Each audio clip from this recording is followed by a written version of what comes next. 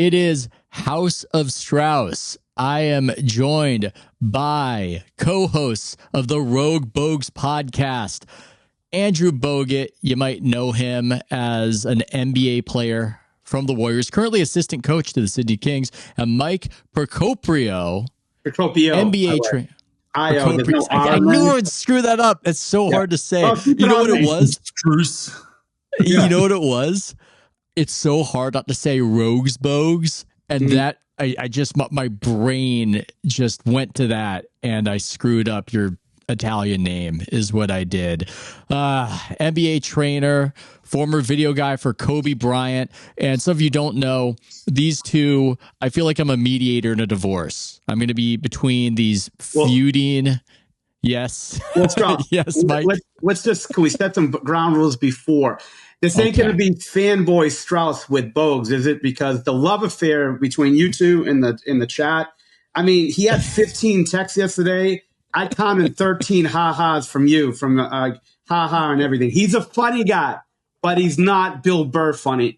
And the only one who should be getting 13 out of 15 ha's, he should be Bill Burr. Just so we're, I know back in the day you wanted him to wink at you after, raising the championship trophy. You guys had a little thing, but I want journalist Strauss right now, not fanboy Strauss, just so we're good. Okay. I was thinking about your consternation about last time because Andrew got more questions than you did. So I was thinking going in, how do I avoid that? How do I avoid that? Me.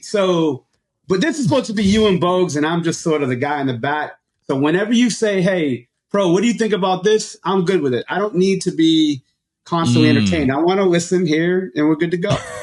Don't worry.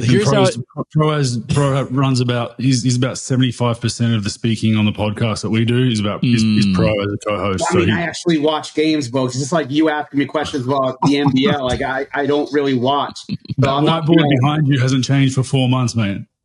Yeah, it's a lot of film to break down, Bogues. I know you'll be into that in the next few months. So a lot of film when you're ranking guys, when you're trying to try to know guys. It takes a while, man. So rankings stay up, stats stay up. We're good to go. Fair enough, How about this? This is our loose structure, okay? I will introduce a question.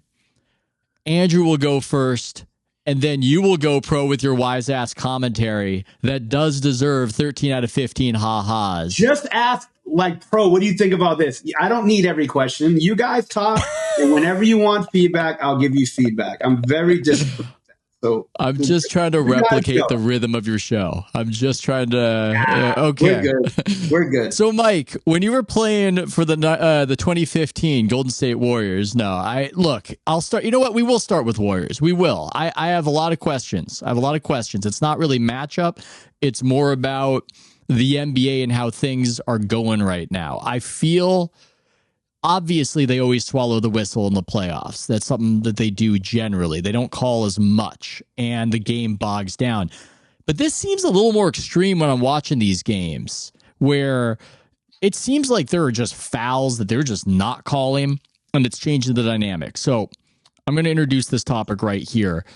You obviously have this game 2 with the Warriors and the Rockets that the Warriors win, and early on, Jimmy Butler gets bowled over by Amen Thompson. There's some contact with Draymond. Some people saying a push right there.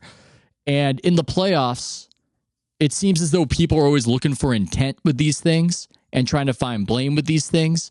I generally think that it's accidental.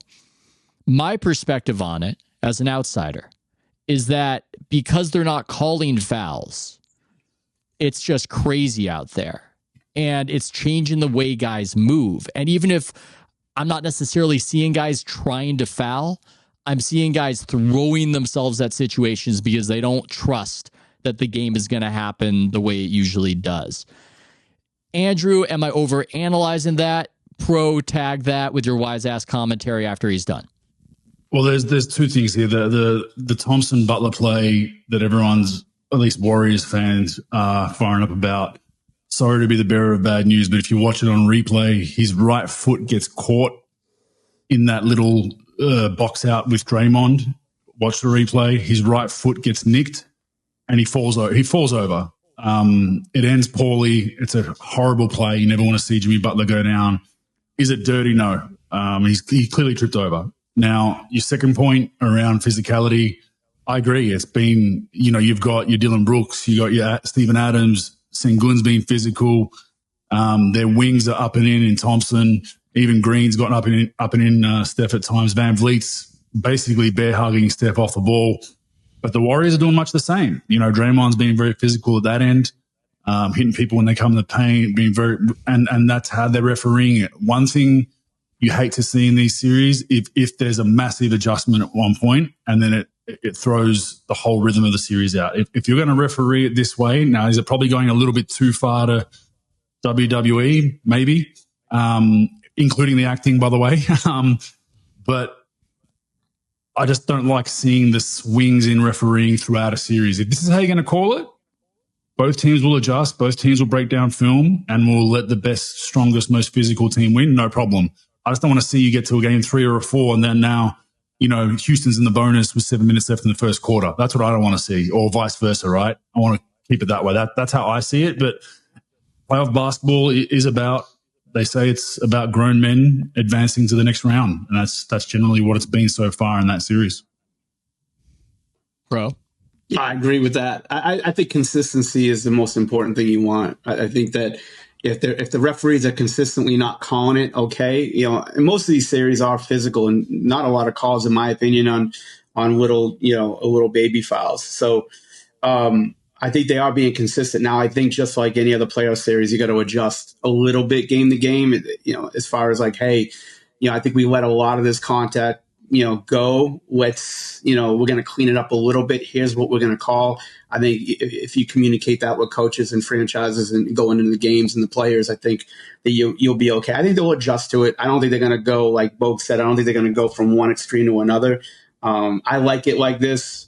You got to have a little bit of, physicality with this thing and toughness. But to a point, as far as the cheap shot, no cheap shot, I don't think it was a cheap shot. Like you said, I think it was Way got caught. It seemed like, Draymond was holding him and then he just sort of like not let go, but like he just got let free and then he just slingshotted into him. So it's tough. You never really want to see guys miss games, especially how good this series is going to be. I think they could, if it's going to be a 2-game deal, I think they could salvage, 1 out of 2 without him. But they can't salvage the series go long term without him in the lineup. Yeah, I certainly agree with that. I tend to not see as much intent in these things. I think that with slow motion replay, it can trick people into thinking that things that weren't easy to control were actually totally intentional and easy to control. And there have been a lot of incidents that Draymond's been involved in. Not all of them I would defend him, but for the most part, if you ask me, gun to my head, did he mean to do that? Was that on him? I would say, no, I think it's just too fast out there. Too much is going on. But I don't know. The famous Draymond kick of the nuts to Steven Adams, which might have been nearly 10 years ago, might have been 10 years ago, that I remember was a big deal in the playoffs. I thought that was accidental. I want to know, Andrew, looking back on that, was that accidental? That is the 10-year case to settle. No, that one was accidental. Okay. No. I thought you were going to go the other way. No, that one, I love Draymond, but it's just an unnatural motion. He got stripped with the ball, tried to flail, and then, he'd done that a few times and got some warnings, but, he's a guy that play didn't really hurt that. That hurt the finals because that then caused the domino effect of him being suspended in the finals. If that doesn't happen, the LeBron one was some bullshit, but the Adams one was fair. Like he kicked him in the nuts. Yeah, I think he'd done it. I think he'd done it the game before as well and hit him maybe in the leg, and it wasn't. And then you can bet your bottom dollar OKC was sending clips into the league before the next game. And then that happened. I think it was a fair punishment for that one. But the LeBron one standing up when he's being stood over, getting suspended for that was pretty crazy. Bro, what is your ruling? Guilty? Draymond guilty? Or I'm gonna give you another one. Am I being a homer in that I find Dylan Brooks to be dirty? I find that he just likes to do that little shove after guys drive. It's just like this little shove. It doesn't look bad, but I find that one to be more egregious than some of the things people react to. I think every high-level team needs a cheap shot artist. Draymond, Brooks, everybody. I mean, look back to it. Bruce Bowen was a cheap shot artist in San Antonio. There was always that fucking brawler that would do dumb shit like that just to stir things up. It could be a cheap shot to hurt somebody. It could be a cheap shot to just stir somebody up and get them off their game. Rodman was a master at it. Green. I mean, if you have a Hall of Fame, of cheap shot artists, I think Draymond's in it. I think, I definitely think that Rodman's in it. There's been a bunch of guys that just stirred. Oakley was big with New York in the 90s as well. I mean, Xavier McDaniel, when he played with the Knicks and Seattle in the 80s and 90s, you could just, every team needs a guy like that, I think, to rough you up. It's usually not your best player, but you need someone that's gonna take on that challenge.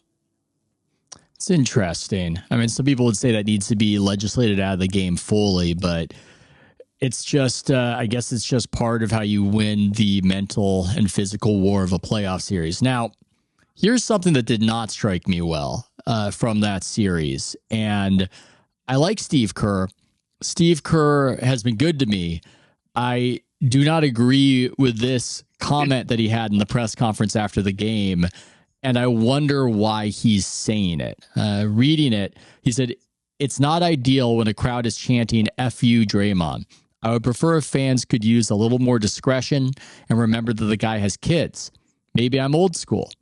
I'm for all the fans cheering for their team, and if they want to yell at the opponents, great. But I just think F you is a little bit much." Andrew, why? What's going on there? I find that just kind of bizarre. Just if it was Looney, I would understand it. But with Draymond, as being who he is, screaming and cursing at the opponents constantly, the standard cannot be that the fans must behave better than the guy they're angry at. That can't be the rule, can it? Yeah, I don't know where Steve was going with that one. I'll be honest. I don't know if it was just a segue to get away from a bad loss, but I like Draymond's comments on it. Draymond kind of said, "I'm used to it. It is what it is. They stole Boston stuff, not original."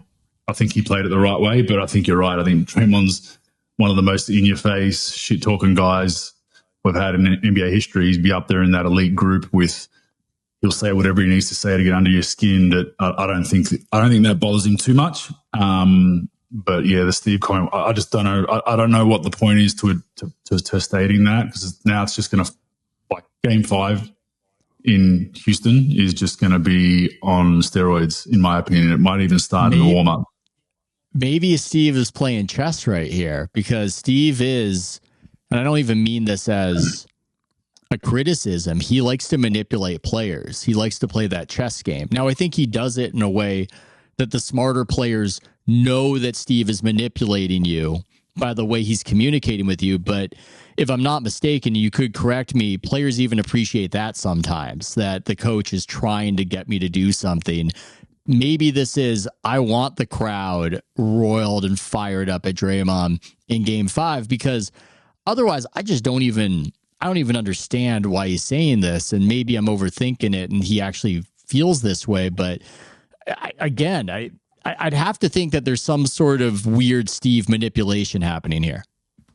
I don't know about that. I mean, I see the point as far as Draymond has kids. His kids are watching the game. But like you said, it's a guy that not returns fire, but starts fire more often than not. That's his MO. He wants to get people riled up. He wants to instigate, and he deals with the ramifications of that, and he's happy to live with it. He said numerous times, it is what it is. Like, I give back what I get, and vice versa, right? But I don't know if it's that deep, Strauss. I think you're looking under some treasure chests there.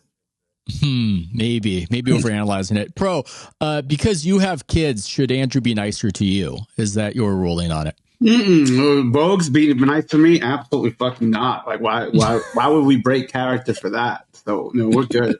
I think we're good. I thought it was legitimate character. I mean, it's really hard. It's really hard to feel bad for Draymond, the guy that made that shanking signal a season or two ago when he said he was going to cut you, shank you. Remember that one, Bogues? You said that he wasn't saying that, and I thought he was. But I mean, I think Kerr's just a little bit of sore loser, a little bit of politicking, a little bit of like that coach deal, the NBA coach deal of like having to stick up for your player, especially in a loss. You add a little more credibility with you in your locker room. I have no idea. Maybe a combination of a lot of things, but I mean, come on. That's the shit that Draymond says on a daily basis. I mean, you're going to really feel bad for him when they get on him a little bit.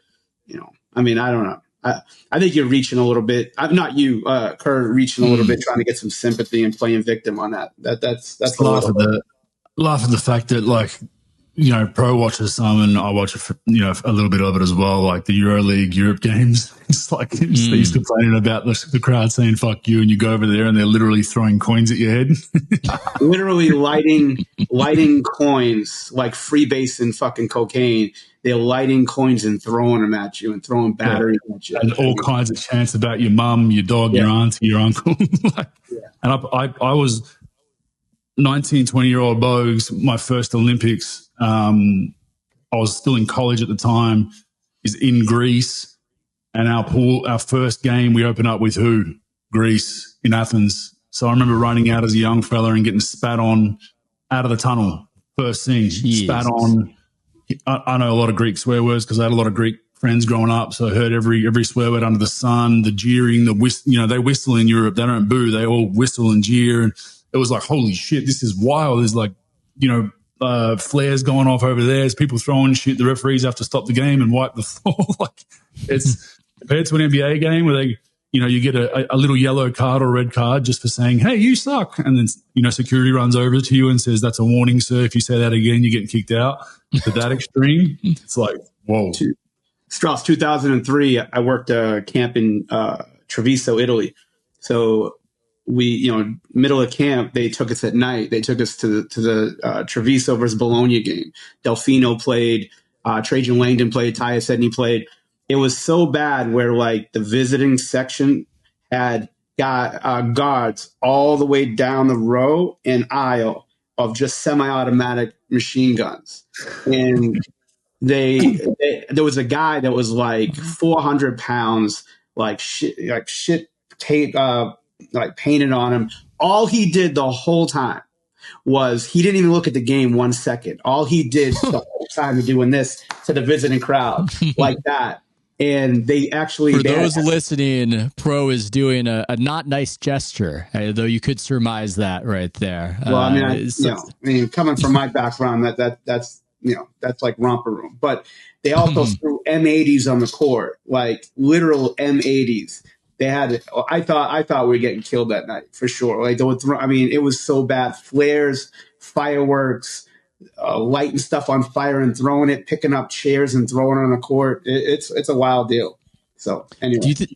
Do you think it's a problem that the NBA has gotten so sensitive about the fans? To me, it seems like they almost have mistaken the performer for the customer. It's so strange just how strict they've gotten. I get if it gets to a certain level, you've got to eject the fan, but there was a time where it just seems like LeBron's annoyed at that heckler, get him out. Russell Westbrook's mad at that heckler, get him out. And it just seems to create the wrong impression or just convey the wrong balance about the league actually caring about these people or the experience of the game. I think there's some creative heckling that, I've been heckled before, and the creative stuff, as mad as you are, you're like, that was pretty good, you got to be honest. But if it gets to a point where it's super abusive courtside, where the issue is that there's not a lot of players that can take that and just ignore it, they'll try to go over and then swing or push or this or that. That's where it gets a bit tricky. But I just think now we're in an era these days where you cannot say a thing. We've seen players point out fans that just say you suck, like literally, like, and then claim it's something else, where they do investigations and then it just gets swept under the rug, right? Now, if there's something blatantly racist or sexist or whatever it is, something really derogatory about someone's family or kid, no problem. Get them the hell out of there. They don't belong in that environment. But if it's creative stuff, we often see players hit threes and tell fans to sit the fuck down, all that kind of shit. You should be allowed to return serve, in my opinion. I think it's fair enough. So I think it's a balance. I think it's part of the theater of all that kind of stuff. But I hate the fact that now you got guys running that talk shit all game long, talk shit to fans, and then run over to a security guard and say, "Get that guy out of there. He said I suck because I missed a shot. That's not fair. Get him out of here." It's like, what are we doing? What are we doing here? I guess having a power trip. I mean, it's too bad. I like the banter. I like how Luka goes back and forth with the fans. You need to allow some of that stuff. And again, I don't totally know where Steve's going with that. But on the coaching front, what we were debating and discussing in our text thread, this one's an interesting one to me. I think that Udoka made a big mistake when, with about 2 weeks to go in the regular season, that last game between the Rockets and Warriors, he had Şengün guard Moody, which was a really smart way of disrupting what the Warriors want to do, how the Warriors want to have that Draymond, Steph pick and roll. And it was confusing, and it totally jumbled up the Warriors offense. The Rockets won that game, and I just was looking at it going, you got to save that. That could have got you a playoff game. Right now, they're, at the time of this conversation, they're 1-1 in the series, but who knows? Maybe you would have had that first game if you threw it at them. Is this another I'm overanalyzing things? And this all makes sense if you're a coach. I'm going to direct it first to, well, the guy who's the assistant coach for the Kings, Bogut, and then Pro expression. Please. I think, look, we discussed this in the chat, in our group chat. So I think there's pros and cons to it. I think I was part of a team with the Sydney Kings, actually, that we worked on a box and one for most of the season in practice, and it was for a certain team, and we faced them in the final and used it and won a game with it. But there's also a theory that you need to work on it in real environments to see if it works. So that's, I don't know. I'm not, if I was a head coach, I'd probably have to think about it more, but I would probably want to bring it out every now and then. And look, at the end of the day, it's something that Houston bring out for a small amount of time. If you've got Golden State stressing about that, to spend and waste time at a session of like 30 minutes just on that Moody adjustment when you're only going to probably do it for 2 or 3 minutes in a game, that's a win in itself in the chess move, because they're wasting time on stuff that's not that important, right? So I'm indifferent. I don't think there's a one gung-ho way. I get your argument that you showed your hand early in a regular season game, but there's going to be many more of these adjustments in this series. So this isn't going to be the only one. They're going to do both teams are going to do a bunch of stuff, especially now with Jimmy out. If Jimmy's out for the next couple of games, Golden State are going to go to some really wacky shit. They're going to try some really wacky shit to try and throw the kind of rhythm of the game off. But I'm indifferent, Pro. I don't know where you sit on it. I don't know. I'm not an X and O genius by any stretch of the imagination, but like, to me, I think you need to run it against live competition. You need to run it. I think that, one of my mentors told me that everybody knew what the fuck was coming in Utah, for like 20 years, and they still couldn't stop it. So, I mean, on one end, yeah, you want the element of surprise with it, but on the other, I think perfecting it and seeing what you're not good at and what you're good at with it. Because, if you're just running it against video coordinators and 42-year-old coaches, it's tough to really know if it's going to work or not. So, running it, letting them see a little bit of it one game, close to the playoffs. I mean, Strauss, I see where you're coming from with it, but I don't know. I don't know if there's any like perfect way to like bring that out. If you're going to just go element of surprise, or you're going to go, if you're going to show it a couple of times and then just to see. I'd rather the feedback and seeing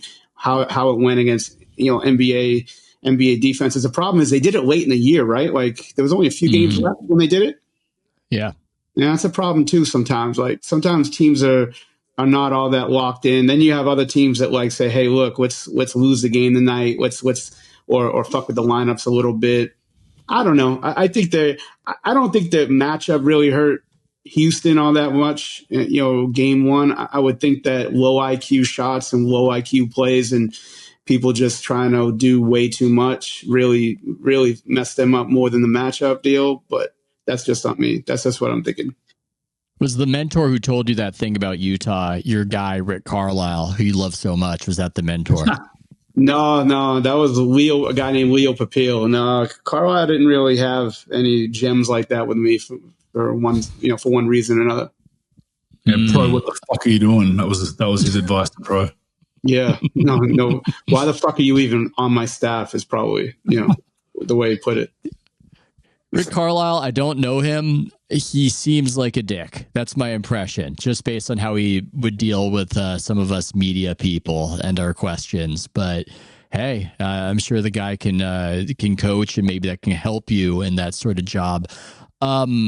Speaking Strauss, I got one for you. So they just announced. What do you guys think? They just announced the Defensive Player of the Year. Oh, so, Evan Mobley. Yeah, what do we think about that? Because I was on the Dyson Daniels bandwagon. I thought playing and out hurt him a little bit. Draymond obviously in there and Zubats as well, but I think this was a strange one because I looked up their numbers. I thought maybe their team defense is top 1 or 2 in the league. They're 8th in team defense. No. He's our Defensive Player of the Year. That's an interesting one.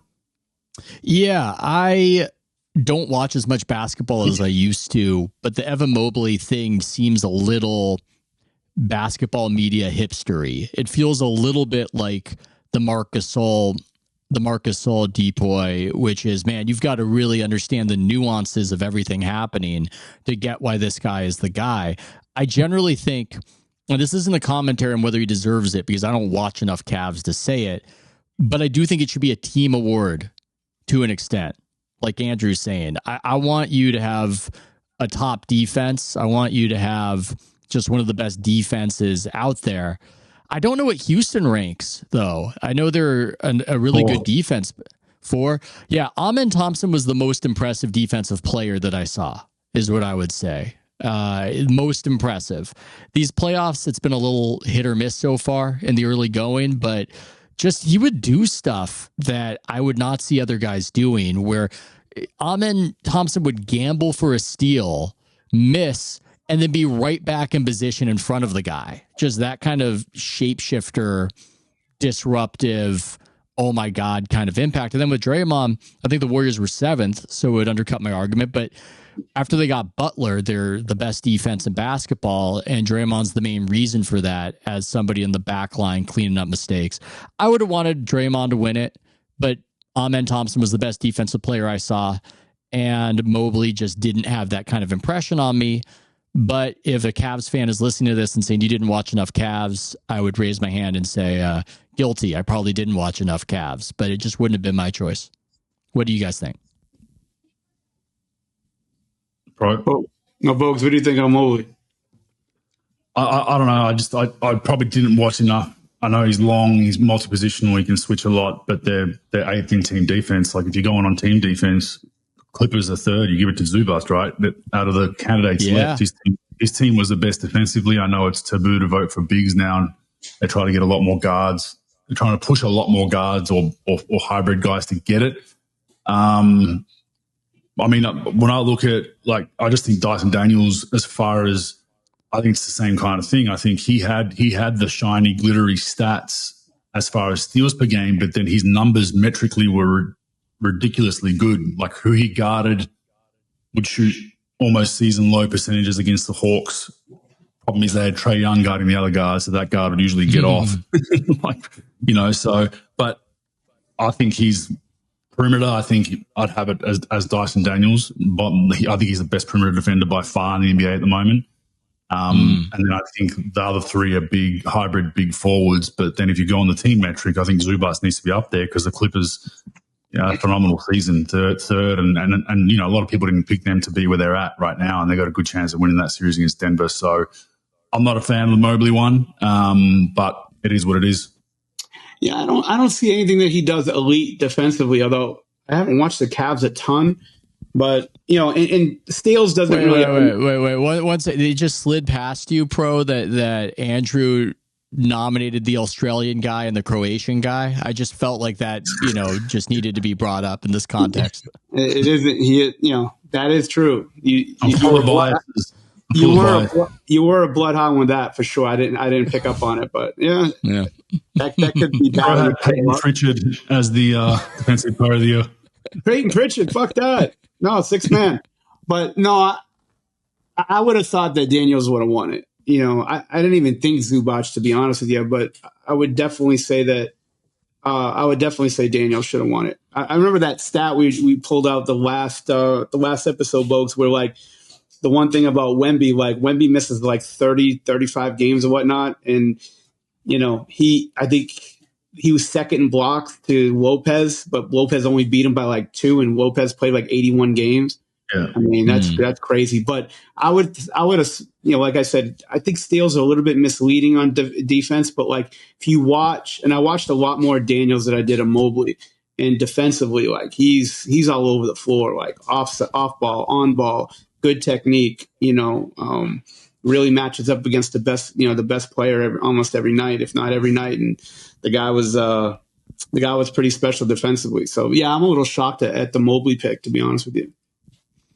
I'm not, but that's because I'm a media person. And so I got the media people telling me what the media people think. And Mobley was a name that was hot. I should have given more credit to Daniels, though. I only saw him in one game against the Warriors because I watched the local feed. He was highly disruptive. Do you poll one of your 56,000 subscribers on Substack, or how does that work? I mean, did they sort of lobby for a defensive player of the year, or what's that? I've got no influence on these sorts of things, but I just hear from my friends in NBA media that this is what everybody's talking about. And then they've got that straw poll that they do with Tim Bontemps over at ESPN, which I think has fundamentally changed how these things go, because the votes are public now. And so people don't want to be judged as having the vote that's out of step and out of fashion. And B, because the whole idea of who's leading is now more tangible, it just changes things in this way that it didn't used to be. It used to be something that it was all decided at the end, and now it's something like Oscar season where a studio is just aggressively lobbying and they're changing, and you see somebody gets momentum, and you just see it happening now in a way that you didn't see it happening in the past. And to be clear, I don't think the past was necessarily better. The past was a lot of people just voting for the guys on their team, radio announcers and all that kind of thing. So that's how it used to go. Sort of like ESPN, updating Bronny James's ranking in high school, like 50 spots to get him in the McDonald's game. I didn't even notice that one, but it's been interesting, the ESPN influence. Kendrick Perkins adding a racial dimension at the very end to derail Jokic from the MVP bid. It almost feels like it's a bigger part of the conversation now, these awards, than it was in the past. It's like the regular season matters less, so we have to talk about this more. I know we're talking about it, but Perkins was just Lee Harvey Oswald. He was a patsy in the whole thing, well, it was an agency hit from back when Embiid was CAA. I think he's with somebody else now. I can't keep track of it all. But where are we? Where was I in this whole thing? Oh, Kuminga. That's what I wanted to talk about. Speaking of people pushing agendas out there, I'm amazed how many people go to bat for Kuminga. This isn't a prominent player relative to a lot of other players, but I've seen people lamenting that he doesn't get playing time. I saw, I don't want to dump too much on the Gilbert Arenas operation because of the situation they've got going, but they had a whole discussion on it's a politics thing and they're, somehow derailing him. I see him checking into that game, and maybe this is unfair, but it just looked like he did not stay ready in the way role players who get on the bench are supposed to stay ready. He didn't look engaged. And you juxtapose that against Pat Spencer, who he looks like this white guy with funny facial hair. So he looks like a fan has wandered onto the court. But, he made a mistake here or there. But that seemed like a guy who was ready to play, who had been staying ready. And I don't understand the argument for Kuminga. I don't understand why there's sympathy for Kuminga. I don't get it. Andrew, what do you think? Pro, what do you think? Kuminga. Yeah, I just think he's in the wrong system. I don't think he's a ball movement kind of move off the ball guy that Golden State likes to play that style. And look, it is a contra style to a lot of teams where you're basically getting the ball in the paint to get it outside for threes. You're basically looking to go misdirection a lot with Steph, but I just think he's an ISO guy, and I just don't think ISO guys work in Golden State. In a lot of systems these days, ISO guys will struggle, but there is some that he'll fit better. I think right now he's a 6-man bench scorer at best, but he's not that good of a scorer yet. Like that's the feel I get for him, where maybe he grows into you put him in, he's a 20-minute player off the bench, and you just go to him for those stretches off the bench. But as far as inserting him with starting guys where he needs to play off ball movement and motion and read and react, he's not very good at reading and reacting. He generally catches the ball and he's going to go try find his own shot first, second, third, fourth, and then fifth he might throw it to someone when the play's already recovered and there's no advantage, right? So, I mean, I know Joe Lacob loves him. Joe Lacob drafted him. Joe does have a infatuation with players that he's involved with the draft process. So I think that's a big reason why there's the push for him. I think Steve might see it differently, where he just doesn't think he's a big rotation minute guy. So it's going to be interesting to see. And there is the theory that they're lowering his value so they can keep him. I highly doubt that. Like you're not trying to do that at this point when Steph's age is getting higher and higher. This is a valuable time right now for win now mode for them. So if Kuminga could play 30 minutes and help you win, he'd be playing 30 minutes. The coaching staff don't think that he can do that. I put it in a text yesterday where Kuminga drove, I think, and there was 2 straight plays where he wanted a review from his bench. And one of them he drove and thought he got fouled and shot the ball over the backboard. And the other one was a block that he thought was off Houston, but both of them went Houston's way. And I just remember the camera going to the bench while he's asking for a review, and the coaches were like this, like completely looking the other way, completely ignoring him, right? And I think that to me just said a lot. It said a lot. Without saying anything, it said a lot. Because Draymond's a different beast, and he's demonstrative, and they're going to at least respond to him. They're going to respond to Steph. They're probably going to respond to, Moody before they respond to him. So that kind of tells me where they're at from a mental point of view with him. It seems they're a little bit fed up with him, and it was kind of like, just get your ass back on defense. We're not calling a review for you, buddy. And that tells me a lot. Would you sign Kuminga in free agency pro? Are you Kuminga curious? Absolutely fucking not. I wouldn't sign him. I wouldn't sign him. I mean, he's a low percentage, low. He's not really an IQ guy as far as making plays for other people. He's not a defender. He can't really shoot.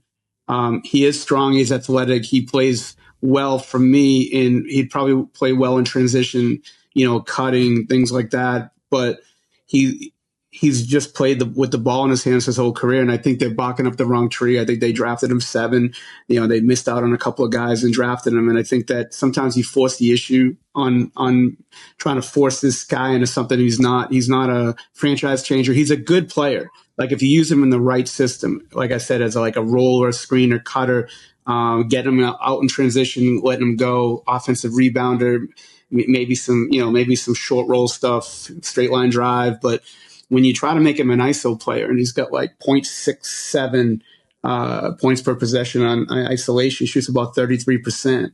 He's not really like a very effective ISO guy. I think he could disrupt the game when the game's going like this.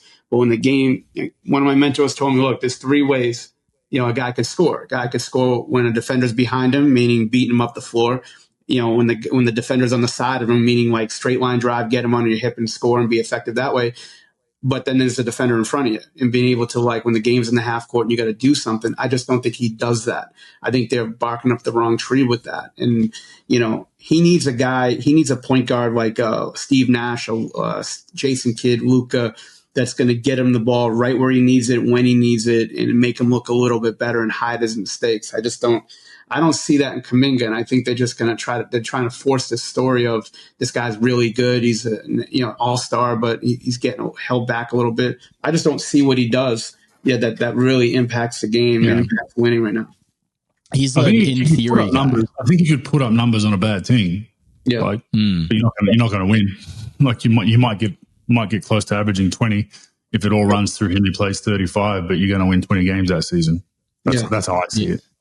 Yeah, the unforgivable sin for me is just the lack of impact defensively. You know, if you have that sort of athleticism, it's just strange that, you know, I don't think Moody has much athleticism, but point of attack, he's just aggressive and engaged in a way that you just do not see that from Kuminga. I'm going to go with Pro first on this one. I like this one. This was interesting to me. First, you had in the aftermath of this whole Luka Dončić trade and all the sort of damage control they're doing out there in Dallas, you had Jason Kidd referencing the Babe Ruth trade, which of course worked out historically horribly. But then they pivoted. Out in Dallas, and Rick Welts, formerly of the Warriors. I will read the quote here. I don't know how the fuck I got caught up in this shit, but I'm like, what the fuck? I saw that shit, and I'm like, how the fuck I'm retired for 5 years doing a podcast, bro, and they throw me in this fucking shit. Yeah. Listeners, this is a tease for whatever take you're going to get from Andrew. I will read the quote from Rick Welts to the media session. At Golden State, when I got there, we had one marketable player that our fans love. His name was Monte Ellis. We traded Monte Ellis to the Milwaukee Bucks for an injured Andrew Bogut, who wasn't going to play that season. The ball came out of Monte Ellis's hands, was put in this young guard named Steph Curry. 4 championships later, that worked out pretty well. So I would just say that this story is unfinished. We understand the pain. We're listening. We hear every day the pain that people are feeling. But I think you have to judge us from this day forward on whether or not we're going to conduct ourselves as an organization and as a basketball team in a way that fans can embrace. Pro, does the Luka Dončić trade remind you of the Andrew Bogut trade in any way? Yeah, it does. If a nuclear bomb hit the fucking earth and there was only 2 players left on the planet and that was the only trade you could evaluate, for sure. I mean, I just think the more they talk, the more anybody from Dallas talks about the trade, it just, look, 99% of the people on earth hate that trade. They think it's the worst trade in the history of mankind. And they're right. Right. So and they keep trying to talk you into the trade. You know, I don't care that you traded the guy. You traded the guy, you made a decision, whatever. Right. But 99.9% of media, fans, what have you, anybody that has anything to do with basketball hates the trade. You keep trying to talk people into it.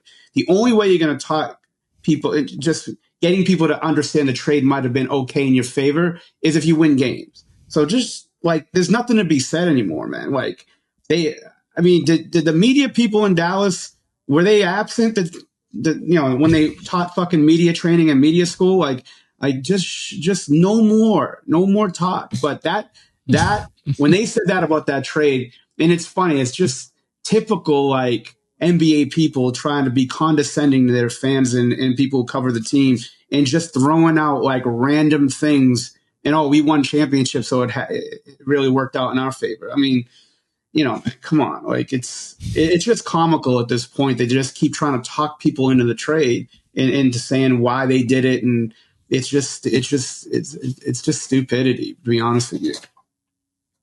Yeah, the Nico thing, the Nico running his own. How do you feel about that? Before I get into it, Strauss, how do you feel about the Nico mandated media circle? It's insane. I think I've written about this, but this is the shortest version I can really say, is that I think what happened is that Mark Cuban hired a figurehead who would also help him with recruiting because Nico is a sneaker rep. I don't think a sneaker rep necessarily has the background that you would want in an NBA general manager. A Nike rep, their job is basically to kiss up to a player and be in good with them and be charismatic in that way. It's not this grounding NBA culture. Everybody knew Mark was actually running the Dallas Mavericks. Everybody knew it except for the Adelsons when they bought the team. They didn't know it. And I don't think Mark told them, by the way, this guy has not been running the team. It was, we're doing great. Here's the team. I'm going to take my billions of dollars because I'm illiquid right now and I need money.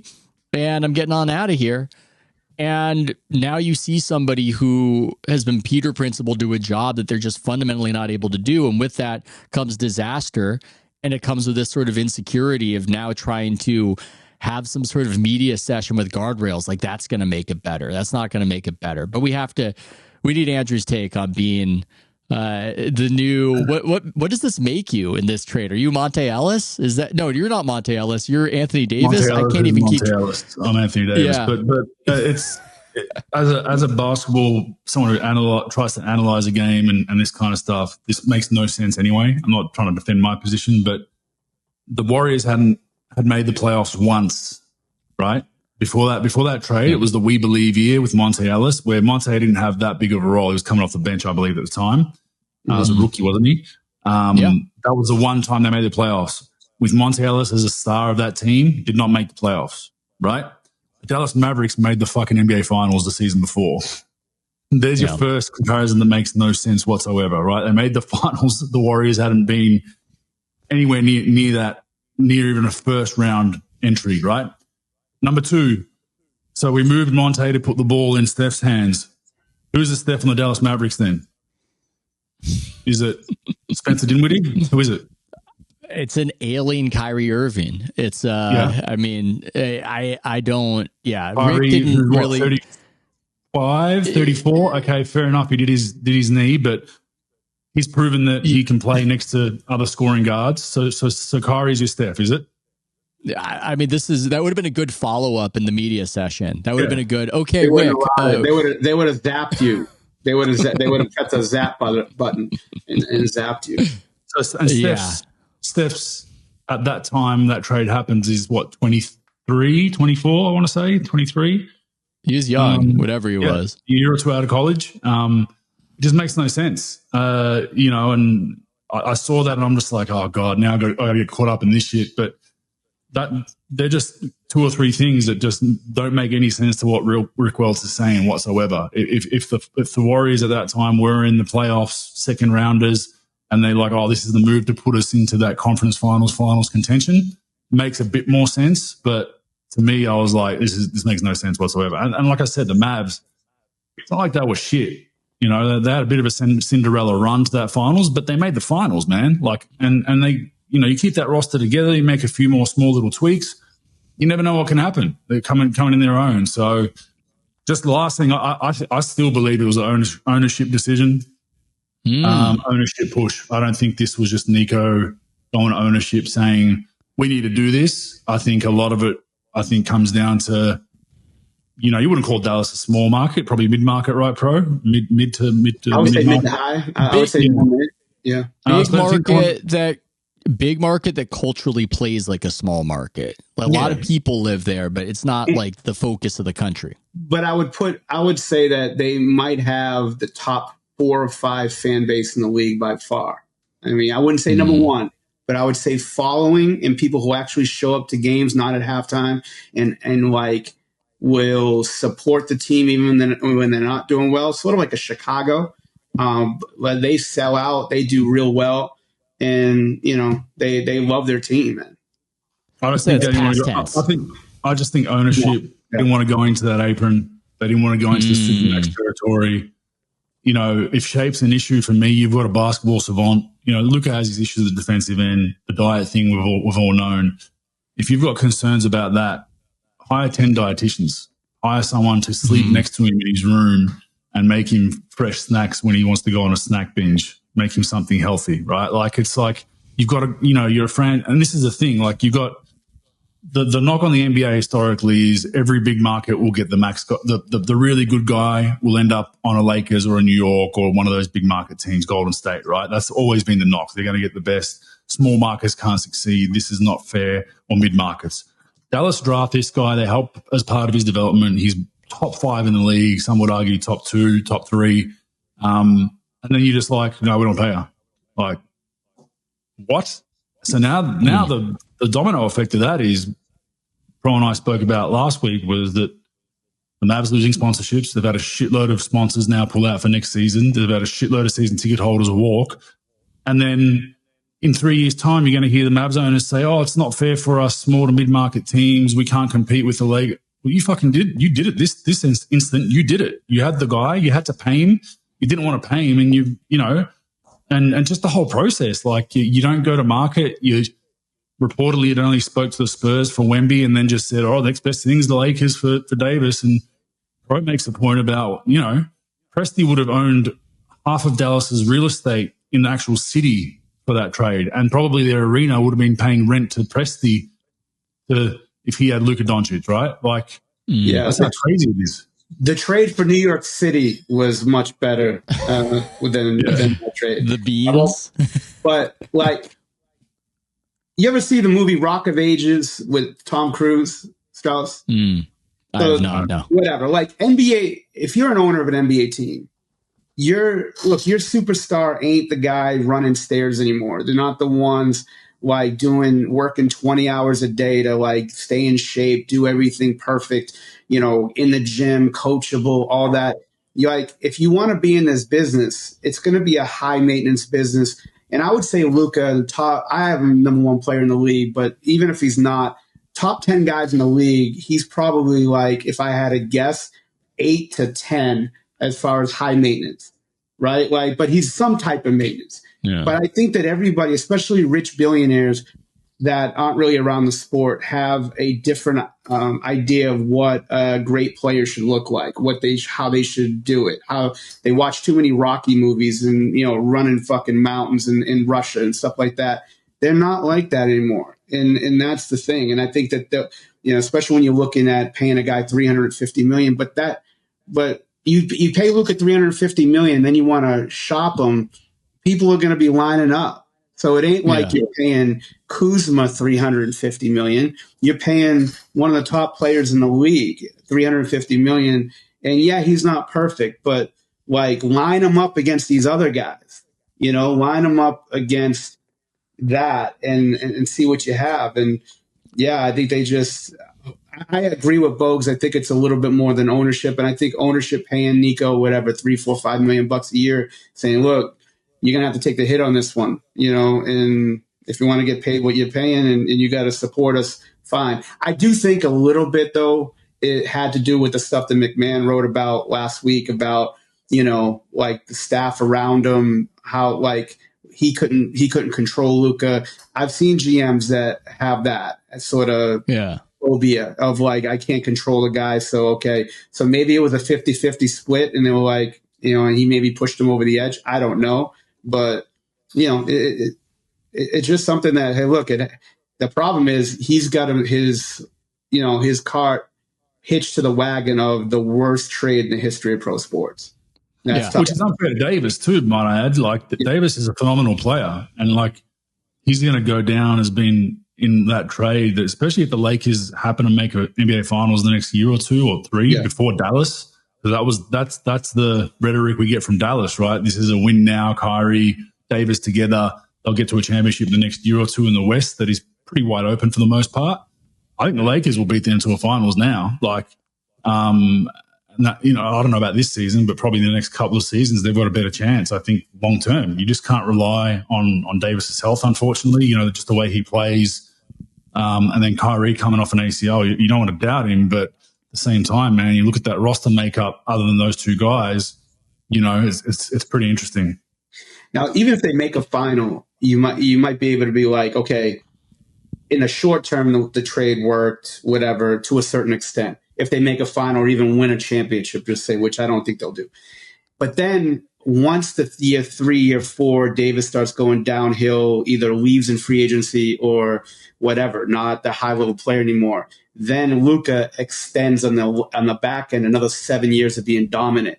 Now that's it. Like, you can't outrun this. So in the short term, you might be able to get to a final or even a championship, right? Or win a championship. That's fine, what have you. But then it's what you did now the last 6 or 7 years where you would have been getting a plethora of picks. That's the thing. So you're never going to outrun this, regardless of what happens in the short term. No, if you're being honest about it and you own the team, you've just got to eat it. You got to fire Nico. You've got to trade Anthony Davis. You've got to find somebody probably to take on Kyrie if he proves himself to be healthy enough and just rebuild and reset. Blow up, Wow. Yeah, well, I think that's your only option. I don't think this is salvageable. But I also disagree with you guys. I think it represents a rift in perspective that I spoke about earlier, where Andrew, at least, and yeah, you too, Pro, you're a bit more top down, and I'm a bit more things happen by happenstance. I think the difference, it's like conflict theory versus mistake theory as far as why things happen. I think that I'm not getting that heady. It's okay. I don't think this was just ownership commanding Nico to do it. I think that this came from Nico, and I think that he could influence the owner because the owners don't know much about NBA basketball. Now, end of the day, you could blame the owner more than you can blame Nico because you're top of the food chain and you should actually know what you're doing when you're buying an NBA team. But I do think, as you said, Pro, certain GMs can't handle it when they get shut out by the diva superstar who is effectively their boss. And I think that will be even more so of a guy like Nico, whose past experience at Nike was the talent has to like me and being good with me, or I'm a failure if this superstar doesn't like me and isn't in good with me. And I think if Luka gave him the cold shoulder, and because you were around that situation more, you might know more, maybe Luka didn't, but if Luka shut Nico out, that's how I see it going. If I have to speculate, is Nico feels shut out. This guy's a diva.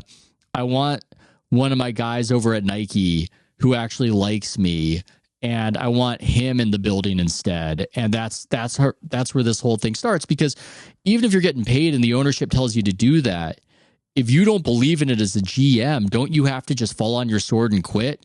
Because otherwise it's going to be attached to you in the way it's been attached to you. Well, my only thing with this, I sort of think they met each other in the middle, in my opinion. My opinion is that the ownership sort of was looking at this and saying, look, we're not going to pay this guy. We love how everybody jerked us off in the finals last year. Media, we love the attention. We love the money we made, whatever, in the final deal. So let's trade him. Get me a player that you can get that will get us back to the finals.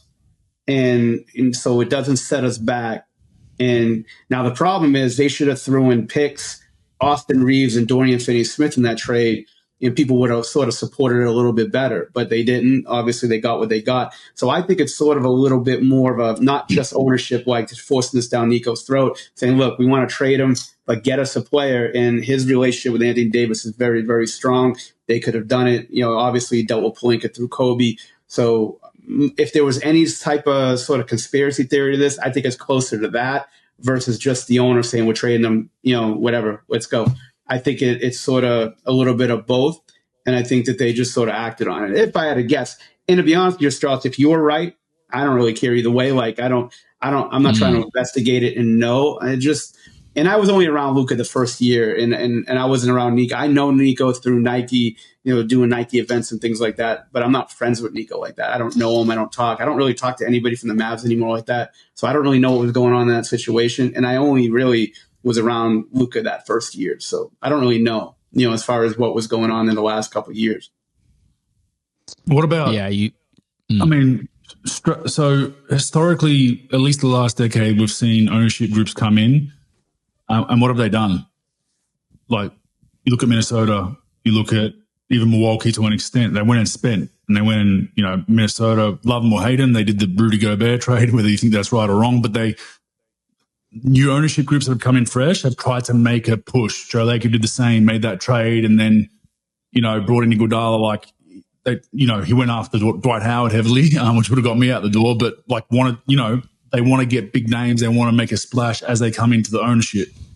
So that's where I kind of, in a way, question, this ownership group's come in, even if they don't know shit about basketball, historically over the last decade, most of the new ownership or owners that have come in have wanted a big name. And if they've got a big name, they've definitely kept them. Why would you come in as an ownership group and be like, we're just going to get rid of our best player? Even if you don't know shit about basketball, you look and you just read, even if it's clickbait journalists like your former job at ESPN, Ethan, I've got Luka as top 5, and you've got all these articles just saying top 5, all NBA. That's what I don't understand, because usually owners will come in and want to kind of make their kind of name that we did this, we've come in, we've changed things. This is the contra. they've come in and said, you know, all right, we're going to agree with our GM to get rid of a top 5 player who's going to be a Hall of Famer. That's what we're living on. Like, I just don't buy it completely. I think it's more ownership based. I think, you know, Nico's not going to get fired. Strauss, I think he's paid handsomely to be the front and the face, to cop abuse, to not be able to sit in an arena without being booed. He's going to get paid substantially for that. And I think that's why they've moved off it. Man, that does not seem worth it to me. This is a good question right here, hypothetically. Pro, would you accept that money to be that guy? Would you accept that $4 to $5 million to be known as the guy who made the dumbest move in the history of sports? I mean, are we talking about like 3 years left of my deal at like $6 million? Because I probably would. I don't really care. 100% you would. What do you mean? Yeah, probably would. I mean, that's what I'm saying. So there's no way. That's not worth it. That's your name. The problem. Are you going for a job where you're making a couple of $100,000 a year and someone says, hey, here's 4 years, $20 million. Just make this stupid trade for us, be the face of it, and then you're off to Hawaii for the rest of your life? The problem is, it's not the you're a moron deal. Like, I don't mind having people think I'm a moron or know that I'm a moron, but it's more like the fucking the people that like dye their hair blue and like diehard Mavericks fan that will literally stalk your house and take you out at some point. You know what I'm saying? Yeah, like, you move and you write a book. You write a book about the owner made me do it in 4 years. Yeah, I'm not worried. I'm not worried about any Mavericks fans. I think you're saying that from a Texas perspective. You move out here to the West Coast, you're going to go many months between meeting or running into Mavericks fans. I just think your name, your kid goes to school. That's what his dad's known for. I mean, money is good. I like having money. That's cool, but that is not.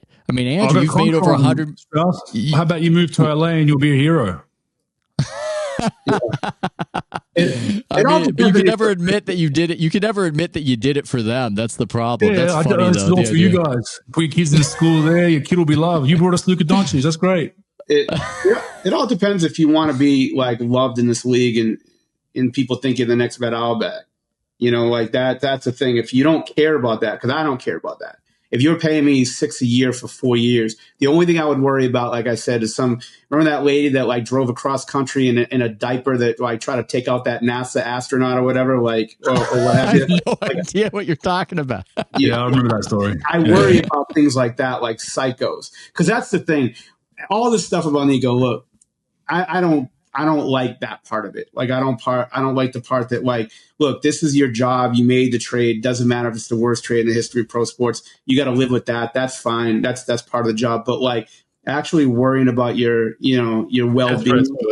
That's no good, man. That's no good. But I would do it if I knew I wasn't going to get taken out by a drone strike. I would do it for sure. $6 million a year. Sign me the fuck up.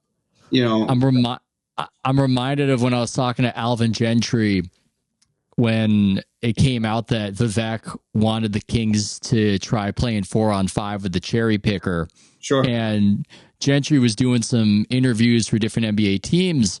And after the practice, I said, "Hey, Alvin, would you do that? Would you run 4-on-5?" And Alvin said, "Shit, for 3 years, 15 million, I'll run 3-on-5." No doubt. That's how I see what you guys are saying right there. No doubt. I don't know, man. I don't know. Shame, that's a real thing. Not all money is good money. I just think it's not even the psychos for me. I feel like I'd have trouble owning that one right there. I also, just to double back real quick, I didn't get my take on the whole Monte Ellis trade thing that Rick was talking about. I might have some more standing to speak on the fan sentiment because I was covering the Warriors around that time. That trade was not unpopular. It's remembered that way because Joe got on the floor during the retirement ceremony for Chris Mullin and the crowd booed. The crowd booed because it was fun to boo him, and the Warriors stunk. It wasn't because everybody loved Monte Ellis. It was a depressing situation, like Andrew said. They weren't winning games. People weren't going, "Oh my God, this is it's a great night out." people understood that trade at the time. They understood it even more so after the success. But even at the time, it's nothing like this. It is not even close to this. No. This is like a category in of itself, unprecedented in sports history. And I don't think any sort of slick rhetorical trick from anybody, even somebody as adroit politically as Rick Welts, is going to change how anybody views this thing.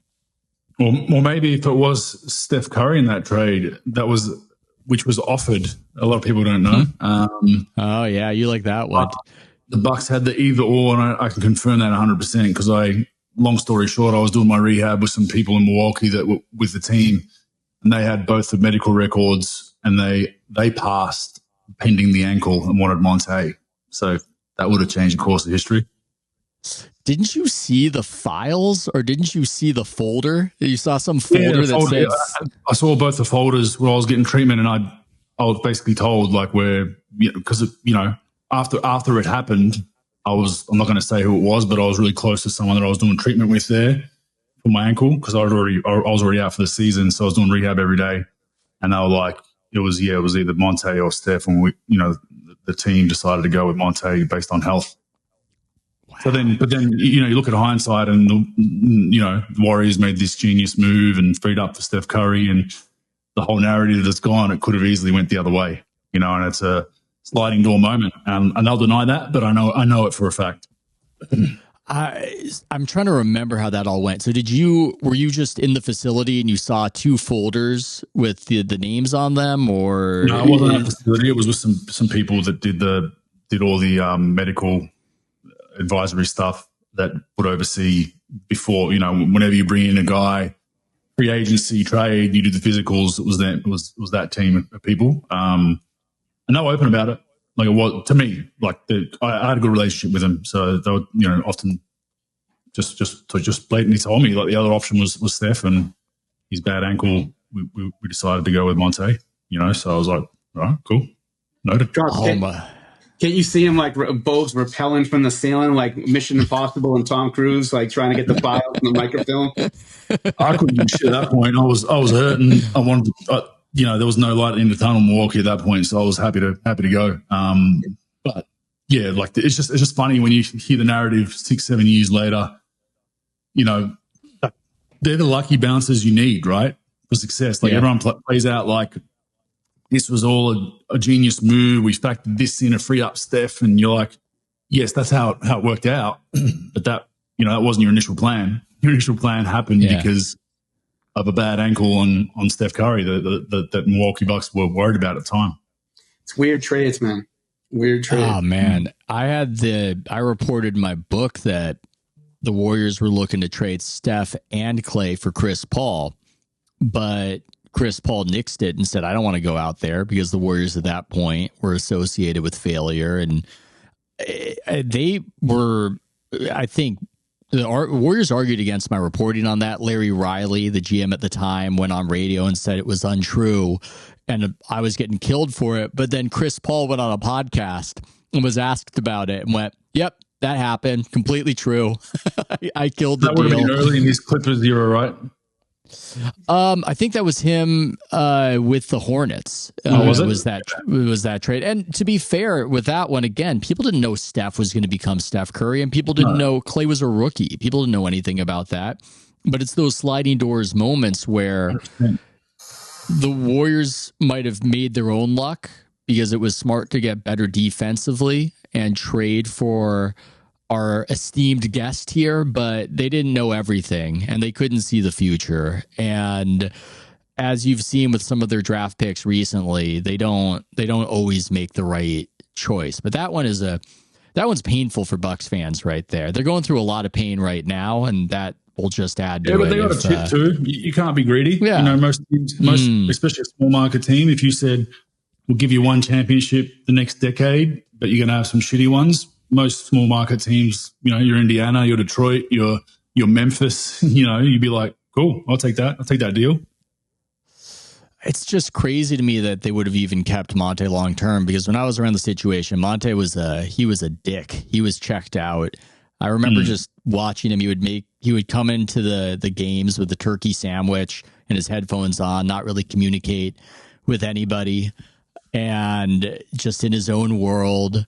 I remember David Lee. I liked David Lee, but there was an aspect of David where he was sort of, I don't want to say fake, but he would put on a performance of sorts. And I think Andrew knows what I'm talking about. I remember Monte bumped his head or something like that. And after the game, while we were in a scrum around David, he said, "Hey, Monte, you okay?" And Monte just looked at him like he was the craziest thing, that David even talked to him and just left without even communicating. So it was an ugly situation. It's amazing that the Bucks even got a chance to make that disastrous choice. But yeah, it's the NBA, guys. I always ask my guests to promote or highlight whatever they want to promote or highlight. Plug away in the outro. What should we be checking out going forward? Are you guys going to break up? I mean, is this the end? I feel like you're always on the precipice. It's always going bad between you two, you know. Or are we getting more podcasts through the playoffs? No, we're dealing with withdrawal symptoms from Pro. He's not doing too well with it. His sarcasm shots have just quadrupled over the last month. I've been sarcastic since the day you fucking met me, folks. Come on, let's be honest. We always struggling with it, Ethan. He's struggling with it. He's can't join videos. We always get the show going, folks. We do. I missed 2 episodes in the last 4 years, and I just haven't heard the end of it. Let's not forget, like, we're off the air for like 2 months a season, like no other radio show is. So, like, come on. So you missed a few more. We're not on the radio, but anyway, yes, Pro is having withdrawal symptoms. Ethan, I start in July, so I'll backseat the pod. Obviously, be a little awkward being an assistant coach and airing dirty laundry on a podcast. And the whole reason why I started the podcast was to be unfiltered and direct, and that's much harder to do when you've got a full-time job. You can do that. You don't have to do that. Draymond will podcast all through the playoffs. What's your excuse? You could just do it after every game. Players have a lot more time than coaches. We got to go into that film room and that bunker and try to get guys motivated to play a long season and try to win games. So I know that for a fact, and it's going to be very, very time consuming. Regardless of all the jokes, it's a lot of time if you want to do it right, and I want to move up into one day being a head coach. So I got to invest in it properly, and the podcast just gets shelved, unfortunately, Strauss. All right. Well, then 2 last questions connected to each other before we end this. Andrew, would you want to be a head coach of an NBA team? And then the connected question is, would Pro be hired to your staff? Look, I'd never say never. Right now, no. I don't think, I don't need the money, so that's definitely not a motivator for me. I'd love to one day coach our national team at an Olympics, international tournament type stuff. And I think just coaching the NBL appeals to me right now from a family situation. We play 28 games a season. The season runs from September to March. So going in as an assistant to hopefully one day become a head coach is a goal. Like any assistant that says they don't want to be a head coach, I think is lying to you. I think everyone wants to eventually be a head coach if you're an assistant. So as far as the NBA goes, like I said, you never know what happens down the track, but I don't do well with the fakeness bullshit. I think it's overly, people say it's much more relationship based than X's and O's these days. I disagree with that. I think it's more overly fake relationship based than X's and O's. You got to kind of, as a coach, Pro always makes the jokes around. You got to know all the language of what the cool young kids are talking these days, and there's nothing more cringeworthy than seeing a 45-year-old, a 40-year-old white guy with a hat backwards trying to relate and trying to be hipsterish or fashion-y or whatever it is, whatever the fucking catch cry is for that year. Can't do it. The dance after a win, that there's nothing worse than that, to seeing that. Like trying to get the players like hyped up, and you're doing some dance that you shouldn't be doing. The college coach is the worst, man. Well, that was me. Andrew will confirm that, using all the lingo in the locker room and trying to be on the cutting edge of cool. No, I saw other journalists do that, and I came to the conclusion that they don't even want that from you. They want you to be the nerdy white guy. Or for me, like I got to play my role. My role is to be the nerdy white guy. And so the Warriors would just ask me for advanced stats all the time, and I never had any answers, but they never stopped asking me. So I guess I performed the role well. If you noticed, Andrew sidestepped Pro, whether or not you would be on his staff if he coached a team. Oh, I forgot to answer that part. It depends. Depends how big our buffet budget is. There you go. That's it. I mean, it's been a good ride with Bogues the last few years, man. It has. It has. Now, we've ruffled some feathers along the way, which has been good, and got to talk that's the problem. See, that's the problem. We start the podcast.